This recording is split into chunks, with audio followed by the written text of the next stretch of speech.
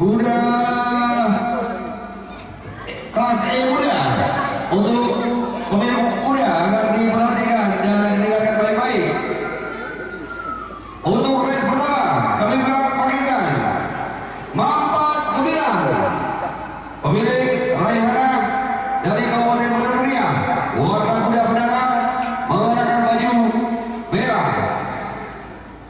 Ratu Kejora Ricky Warsiatra dari Bandar Muria, warna kuda pendarang mengenakan baju warna putih.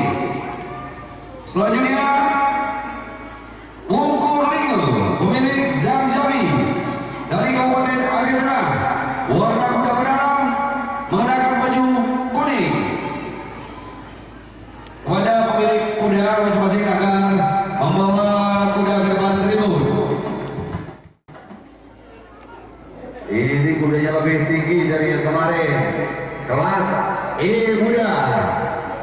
3 ekor kuda akan segera dilepas. Iya, bendera hijau sudah naik. Perhatikan bendera start.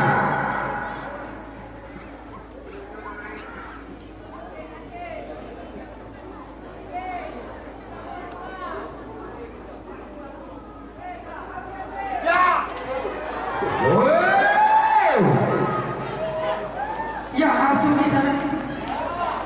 Berani.